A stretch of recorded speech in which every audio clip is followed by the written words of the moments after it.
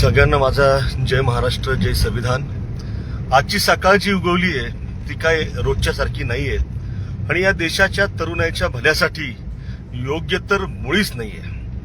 आता काही वेळापूर्वी देशातल्या सर्वसामान्य लेकरांच्या तरुणाईच्या भवितव्यासाठी दिल्लीमध्ये जे मागच्या 20 दिवसांपासून प्राणांतिक आमरण उपोषणासाठी बसलेले आहेत असे सायंटिस्ट, एज्युकेशनलिस्ट सोनम वांगचुक यांना दिल्ली पोलिसांनी केंद्र सरकारच्या आदेशावरून त्या ठिकाणी अचानकपणानं उचलून नेलेलं आहे। ही अत्यंत धक्कादायक बाब आहे। एवढंच नाही तर त्या ठिकाणी तरुणाईचा आवाज बनलेले कॉक्रोच जनता पार्टीचे अभिजित दिपके यांना सुद्धा त्या ठिकाणी मारहाण करण्यात आली, त्यांच्याशी गैरवर्तन करण्यात आलं।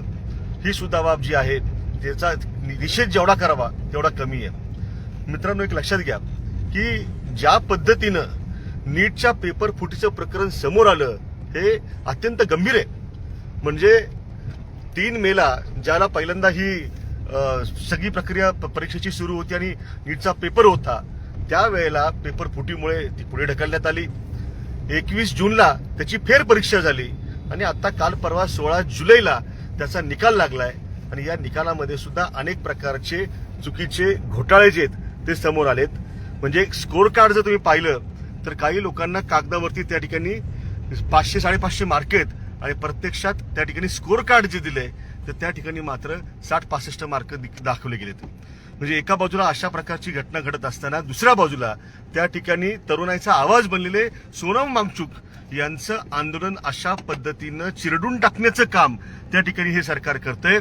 मुळामध्ये वांगचुक यांच्याशी आणि आंदोलकांशी सरकारनं त्या ठिकाणी संवाद साधायला पाहिजे होता। मागच्या 20 दिवसामध्ये सरकारचा एक सुद्धा प्रतिनिधी किंवा कुठला मंत्री त्या ठिकाणी अधिकारी म्हणा किंवा नेता म्हणा त्या ठिकाणी गेलेला नाही, त्यांनी कोणताही संवाद साधला नाही।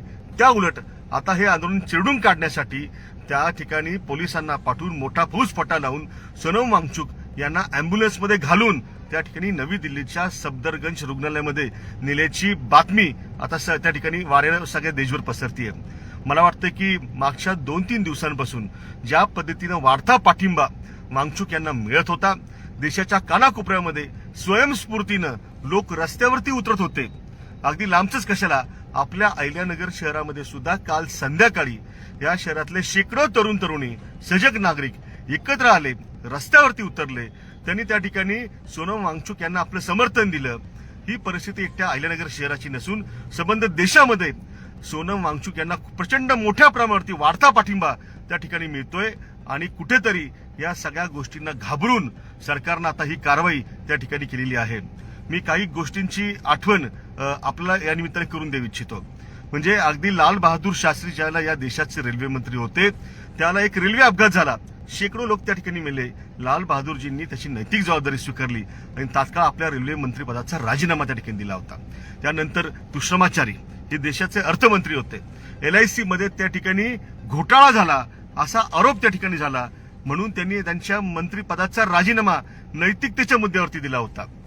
के कृष्ण मेनन असतील, त्यांच्या काळामध्ये त्या ठिकाणी ज्याला 1962चं भारत आणि चीनचं युद्ध झालं त्यामध्ये ज्याला आपल्याला पराभवाचा सामना करावा लागला, नैतिकतेची जबाबदारी स्वीकारून त्यांनी सुद्धा राजीनामा दिला होता।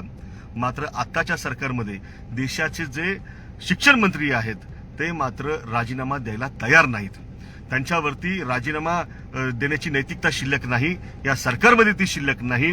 मी आज ज्या पद्धतीनं सोनम वांगचुक यांना त्यांचं आंदोलन मोडीत काढून त्यांच्याशी संवाद न साधता त्यांची इच्छा नसताना जोर जबरदस्तीनं त्यांना त्या ठिकाणी जे उचलून नेले, या प्रकाराचा तमाम अहिल्यानगरकरांच्या वतीनं, महाराष्ट्रातल्या तमाम जनतेच्या वतीनं तीव्र निषेध या ठिकाणी करतो। आणि मित्रांनो, मी आपल्याला आवाहन देखील करतो की सोनम वांगचुक यांच्या समर्थनार्थ आपण जास्तीत जास्त मोठ्या संख्येनं, आपल्याला रस्त्यावरती उतरणं शक्य नसेल तर किमान फेसबुकवरती, इंस्टाग्रामवरती, सोशल मीडिया प्लॅटफॉर्म्सवरती लाईव्ह येऊन किंवा पोस्ट टाकून त्या ठिकाणी एक मोठी मुवमेंट जी आहे ती आपण या निमित्ताने उभी करावी आणि या आंदोलनाला पाठिंबा द्यावा। लक्षात घ्या, हे जे काही आंदोलन सुरू आहे हे आंदोलन कुठल्या खासदार आमदारांच्या किंवा सेलिब्रिटींच्या पोरांसाठी नाहीये, सर्वसामान्यांच्या, शेतकऱ्यांच्या, कष्टकऱ्यांच्या, मध्यमवर्गीयांच्या लेकरांसाठी आहे।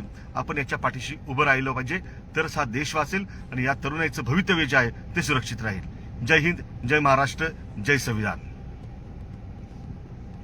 कॉंग्रॅच्युलेशन्स वहिनी, बाळ झाल्याबद्दल. पण मी ऐकलंय डिलिव्हरी फार क्रिटिकल होती. आता ठीक आहे ना सगळं? अगं होता थोडा प्रॉब्लेम, पण स्त्रियांच्या आरोग्याची संपूर्ण काळजी घेणारं मातृसेवा होतं ना साथीला. सगळं सुरळीत झालं. किशोर वयापासून ते रजोनिवृत्तीपर्यंत स्त्रीच्या आरोग्याची संपूर्ण काळजी घेणारं अहमदनगर मधील पहिलं स्त्री रुग्णालय Matruseva women's hospital obstetric ICU. किशोरवयीन आणि विवाहपूर्व समुपदेशन, गरोदर माता तपासणी आणि प्रसूती, पहिल्या सिझेरियन नंतर नॉर्मल डिलिव्हरीची सोय. मातृसेवा विमेन्स हॉस्पिटल, सक्कर चौक, नवीन टिळक रोड, अहमदनगर. फोन 9850 20 0017.